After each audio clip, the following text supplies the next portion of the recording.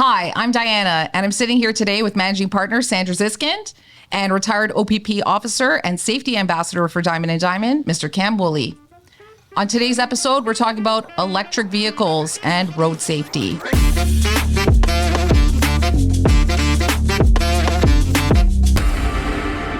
Electric vehicles are the new burgeoning. We're seeing them everywhere now. That's what's coming up. Everyone's going electric.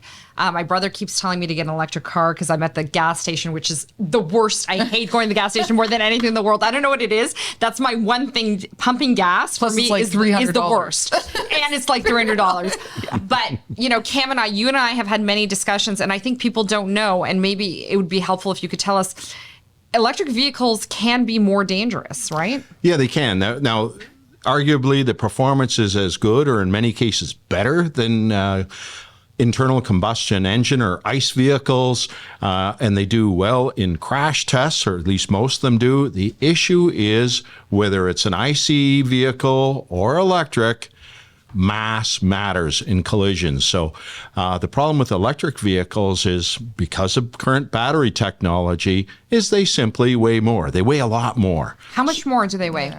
Typically at least 30% more. And in sort of common terms, a lot of people decry pickup trucks as sort of the devil incarnate, and they're dangerous and heavy and bad.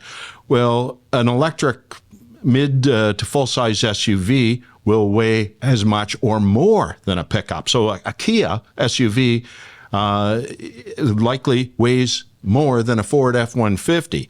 Now, what this matters in the real world in collisions is the greater the mass or the weight, the greater the energy. So there's going to be more significant injury and damage.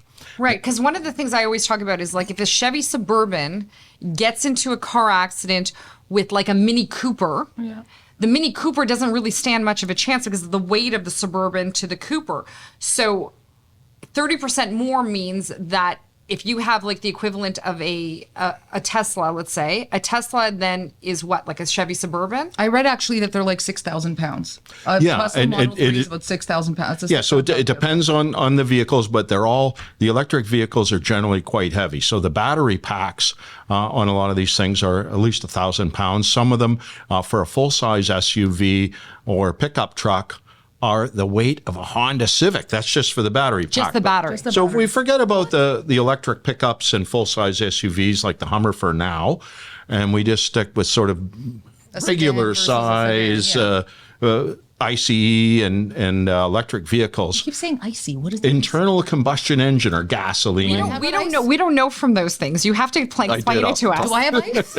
Yep. Do I have an ICE vehicle? Yep. Internal combustion engine, so gasoline, diesel, propane. Those are I.C.E. or internal combustion engine. Okay. And then we've got the electrics and hybrid electrics. So the pure electrics have these massive batteries. Right. On a hybrid, they're even quite heavy and big. So the problem is, now if we get two vehicles of, say, a similar model, one's I.C.E., one's electric, and they hit, the electric one is much heavier. So it'd be like the Suburban hitting the Mini. So that is a problem. Now it gets a little more complicated. So there's car versus car.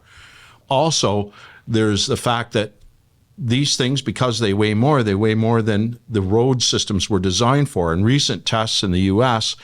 involving electric vehicles had them going right through guide rails. So average size vehicles that are electric are going pow, pow, pow through guide rails. So the rails that they have at the side of the road to prevent you from veering off into the other lanes and from stuff going like that? head on or off the road, they currently, all of those are, almost all of them are going to be obsolete immediately, because the electric vehicles are heavier, and then some just bust through it like and then a lot of them too have a design where they're almost like a wedge, so they're going to go through. And interestingly, as I was wondering, one of the organizations that tested them was the U.S. Army, and I thought, they got more money than brains. Who cares? Like, it's not on a weapon. Right. I said, it is. And they were concerned about base security, where they have those concrete jersey barriers that you see everywhere. Right. The electric vehicles were mowing those down, sometimes 2 or 3, especially a full-size one. Right. Would go pow, pow, pow. So infrastructure's got to change. So this is going to affect pedestrian safety. Oh, wow. Right. And then when you think about it, too, almost once a week, there's some car goes into a store or a house, and the electric vehicles go through it, not just into it. And then again, with pedestrians, the electric vehicle, because of the mass, if it goes up on the sidewalk, it's going to mow down multiple pedestrians. Wow. So there's a lot of issues. The structures are so important because, and we know how long it takes governments to fix things. So you can imagine the amount of structures that need to be fixed to allow for this. They're not going to get this done for years. This won't be fixed for years. No, it would take a couple of generations and billions of dollars. Now, when you think about it even further, bridges are designed for so much weight. So if it's going to hold 100 I.C.E. cars, well, maybe it's only going to hold 75 of electrics or 50. Right. So parking structures. Yeah. You got the big malls with the multi-story parking. They're going to level them.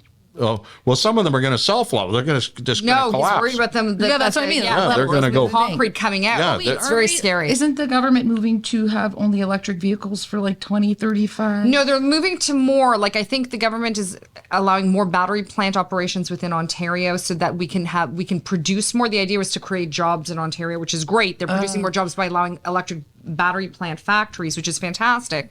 The problem is, listen, it's inevitable anyways. We're moving towards electrical. That's always been the push. The problem is what Cam is saying, which is quite correct, is the infrastructure is not moving up as quick. And we've seen so many disasters now. We saw that bridge collapse. Where was it? In San Francisco?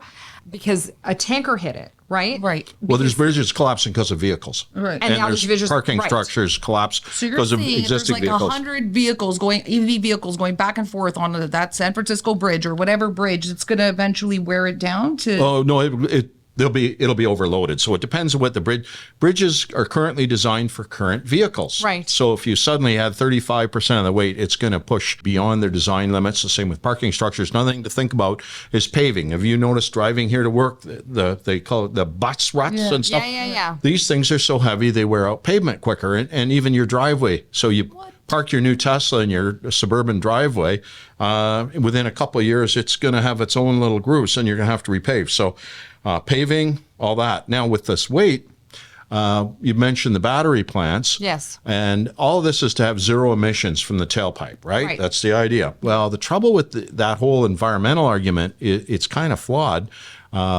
because the batteries require lithium, which is a massive environmental cost, first of all, for mining. Right. So Canada might be able to claim our emissions for vehicles drop, but everybody's doing about the emissions somewhere else in the world. Right. So it's politically people are trying to claim these victories while pushing massive emissions into other countries. And the problem is we're not ready for it, right? No. The problem is we're just not ready for electrical vehicles. No, there's some other issues with the batteries besides the weight, besides the environmental cost to build it. The cost to actually replace one. Exactly. They're massive to replace. And it's sort of an insurance and angle sort of that you guys would appreciate. If you look on websites like Copart, where the collision write-offs go, you'll see tons of electric vehicles and Teslas that are being written off with relatively minor damage or what would be repairable on others because they're not economically repairable. So there's that issue. So the insurance rates, we can presume on electrical vehicles will go up for a few reasons. One, because they cause more damage, and two, because to repair it on the property side becomes almost economically not feasible. Oh, yeah. A lot of shops either can't do it or won't do it, or they're worried about liability. Right. Worried about you suing them later if they miss something. And us lawyers ruin everything. Yeah. Well, the fact is, everything. Hertz bought, they were going to buy a couple 100,000. right. And they ended Let's rent a car once. They were going to go green. Electric. Oh, they're going to it was a disaster. Yes. Okay. Well, and never mind. and they've been selling off their vehicles, and I've been following what happened to the vehicles, and some of them have been greatly defective, dangerously so, and it was because of repairs. Because repairs. My mom drives a Tesla. I'm scared now. No. Well, they're good vehicles. They're safe, but like they weigh 6,000. But they perform very well. Have you driven it? Yeah, of course. And that's another issue. So you're a middle-aged person that lets their inexperienced not me driver. You're looking at me, but not me clearly. No, but other people that are middle-aged. So you let your inexperienced teen drive it, right? And that's another whole kettle of fish because they accelerate so quickly. statistically, they perform so well. And I won't pick on Tesla. There's others that do that too. It's common that if you look at the figures as a car guy, I do sometimes, and they often accelerate way better than some of the muscle cars. You know what? My cousin, I won't mention which one because I don't want to embarrass her, but she was driving the Tesla and she got pulled over doing like 150. She didn't even feel it because the car is so smooth and performs so well. And she's not a speeder. She's not whatever. She's just Didn't notice. Going along. merrily going along thinking everything's okay. And it really, because the car just performs so well that she didn't even feel the acceleration. There's been lots of crashes with typically inexperienced drivers. There was one actually just a few kilometers here from Diamond's office where a Tesla went right through somebody's house on a curb Right. with some teens. Right. And that was the problem. It was in a residential area. The kid give it took right off, got away from him. So What do you think? And a tractor trailer and a EV were to go play chicken with each other. You're saying that the EV would probably take it out. no, the EVs, there's still a massive difference between a tractor trailer and an EV. But say a moving truck and a full-size EV SUV, they're about the same weight. Oh boy. So like those big, a U-Haul you rent is the same weight as, say, an electric Hummer or an electric pickup truck. So I have a question for you, and this is something I honestly don't know the answer to, because a lot of times when we see excessive speeds on not EV cars, on just regular cars, and then they collide into each other, then there's an explosion and the gas tank, and there's often a fire and people die inside. Does that risk get lessened with the EV, or is it the similar risk? It's somewhat different, and I'm glad you brought that up. The fire issue is a concern with EVs. Statistically, an I.C.E. or internal combustion engine is higher risk for it to catch fire. Right. But when EVs do catch fire, they're horrible fires. They burn at about 4,000 degrees versus 1,000 versus a gasoline car.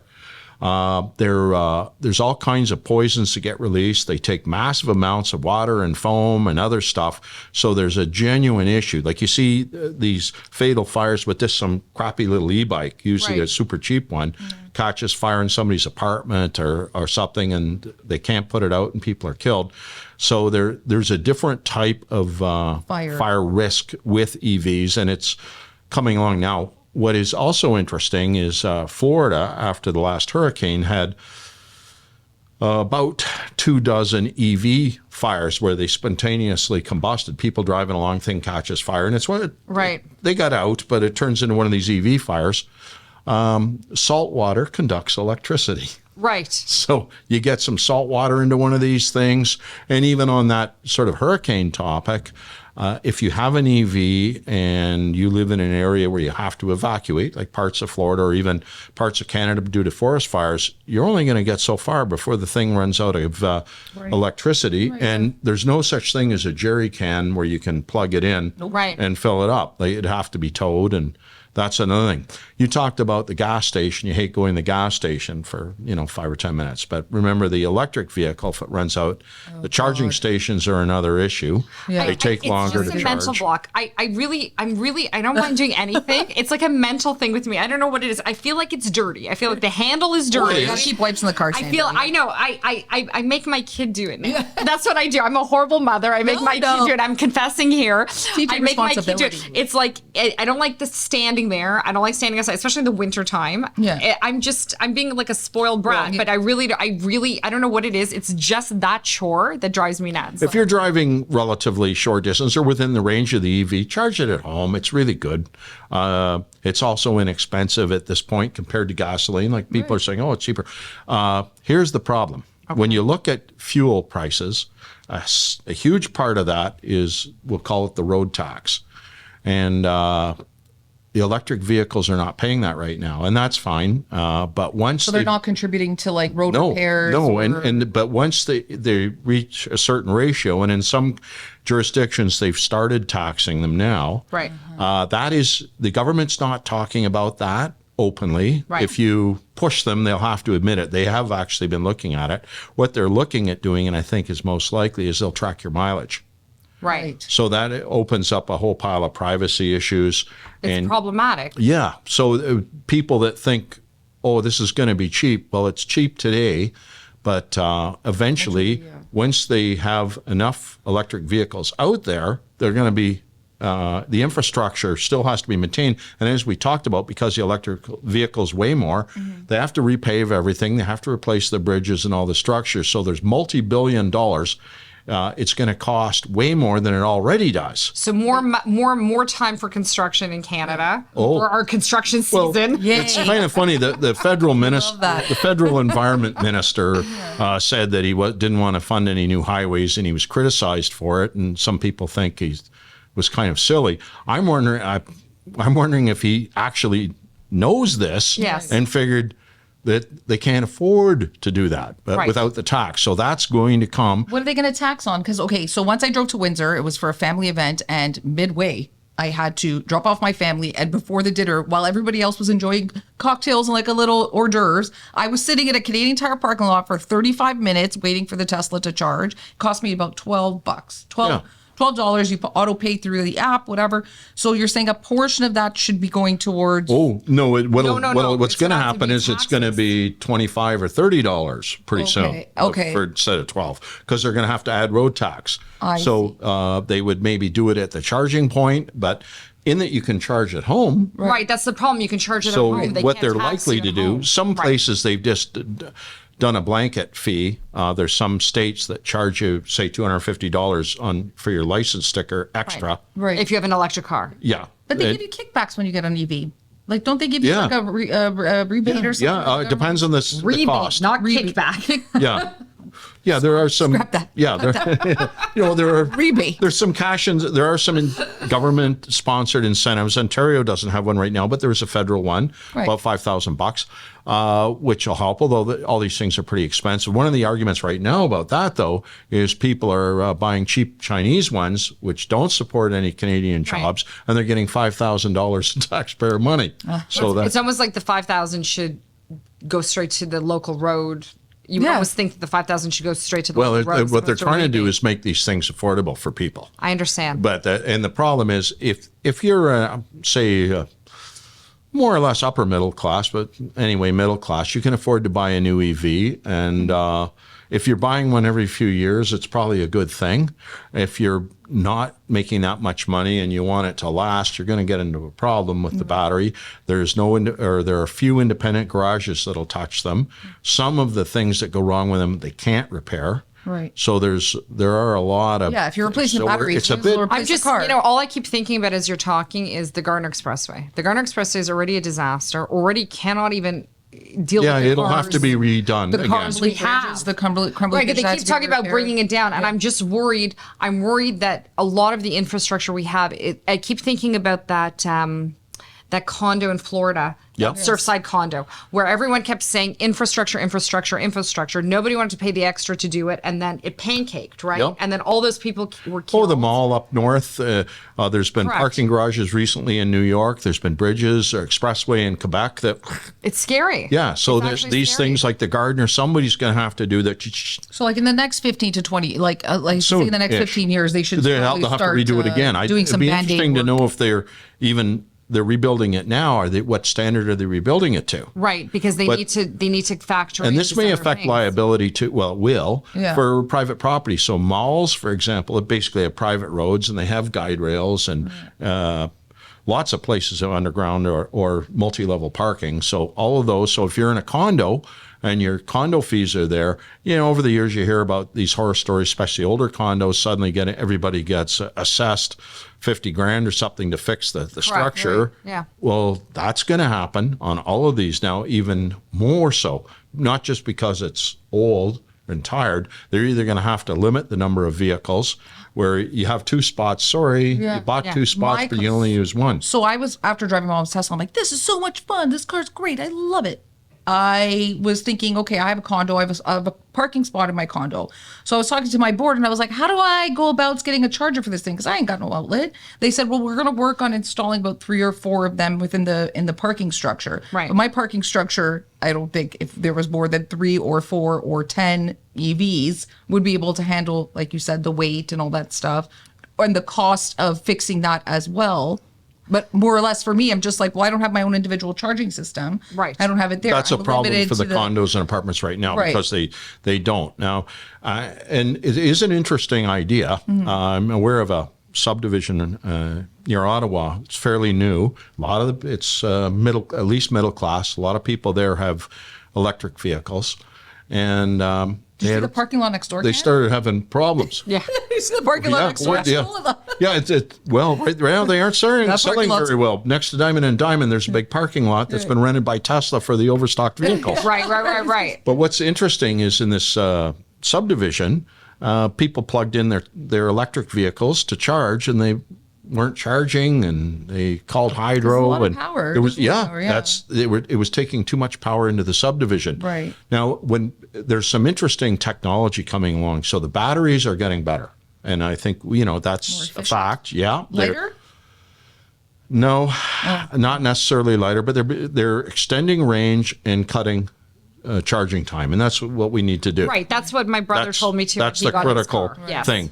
Now, what's interesting is there's some basic physics that don't change. Like you can't turn lead into gold. That's just the fact there is. And, I need to stop you know, trying. there's some things. Yeah, there's some things. Go home every night. So Yeah. if you want to charge a battery of any technology, including ones that aren't invented yet, Right. the ones that are powered by unicorn farts, Yes. The best ones. Yeah. yeah, the best ones. Supercharge. If you want it to go fast, charge it fast, it needs more power. Right. And it goes up exponentially. So if you wanted it to charge theoretically in 10 minutes, you would take the power that currently goes to 50 homes. And it's not a number I made up. That's actually the calculation. So when you start thinking about how much that is, so if we want everybody to have an electric vehicle, and let's say we're not going to put those super duper chargers in everybody's home, but certainly there'd be fuel charging stations like that. Massive amount of infrastructure. So we'd have to build more in this part of the country, more nuclear reactors, because we don't have anything else. Energy. Yeah. Another So province-wide blackout. Yeah. Well, we're not ready for it from an infrastructure perspective, from all the infrastructure. We're not ready from the roads. We're not ready from the bridges. We're not ready. And even for me as a lawyer, I have to start thinking about these claims in terms of the extended liability, like you said, right? Because if you're on a highway on an electric vehicle and you're going through the guardrail, Yeah. and then it becomes like, what's a reasonable amount of time for the government to get new guardrails in? Should they know about it already? Should they not have known about it? Yes, and what's a reasonable amount of time to have replaced? well, these all things of them? have been around now, and Right. are they doing anything? They're just kind of coming to it now, and they're doing a. Right. Especially at the federal level, they don't want to acknowledge any of this. They don't generally want to acknowledge any But they're negatives. pushing for it. Right. Yeah, they're pushing for well, it. that's why I think they have the added responsibility. Also, when you think of pedestrian safety at malls, Correct. all that kind of thing. But also, how many people still have only $1 million liability? Everybody has only $1 million liability, and now the government. The newest thing is that the government wants to do a lot of opt-outs. So a lot of stuff people don't realize. I mean, we can talk about that as well, and on our next topic. But $1 million is not going to cover a lot of the damages that are done. I want to ask: Are we at Diamond and Diamond? When you were filing a claim, maybe one of our clients is involved in a EV vehicle with an ICE vehicle. A new word I learned today. When they collide, are you going to say this person was driving an electric vehicle, the weight of it, the injuries might not have been so bad had they? So we're gonna. Yes, I've been doing that all along. Well, the reality is there. Like it doesn't really matter whether it's electric or not. Sorry. That's Come back. Sandra, but it, Sorry. Okay. Yeah. No. Yeah. Well, there's of people course, that- Diana. We at Diamond and Diamond are on top of everything. Like what? Well, actually, you are, because it doesn't matter whether it's electric or unicorn power. Right. Yeah. It's mass. Right. So that heavy vehicle will create a greater damage and injury kind of already. treating So it it like the really same- doesn't matter what it's powered by. Maybe treat it the same, I guess. Like if a tractor trailer hit your client's vehicle is driving a Honda Civic versus a Tesla, whatever electric vehicle, small sedan vehicle hitting it. No, but we do have to think about the pleadings, and we do have to think about claims holistically. Like, that's one of the things you have to do. Right. And this is just an added layer, because we might have to sue the government. We might have to sue, and then Because I don't think my mom knows that her car could take out a concrete. Well, what about manufacturing? She's aware. Well, we've got Mona doesn't know that sort of secondary issue is the fire. Right. Because these things do catch fire, and then the fires can do heck of a lot more damage than the original thing. So let's say they don't even hurt anybody, but it ends up on fire. Right. There's a huge amount of liability there. If it ends up burning down some homes or, again, infrastructure, because it's going to burn the pavement because it's at 4,000 degrees, heat goes up. But when you get something that hot, it's going to destroy the pavement. So it's going to mean if it does it, say, under a bridge, it might ruin a bridge. So somebody that's got maybe even $2 million is still $6 million short. Right. Well, there you have it, everyone. There are pros and cons to owning an electric vehicle. Please, please, please make sure you do your research before purchasing one, as we discussed all the, again, dangers and benefits of driving one. And of course, always know your rights.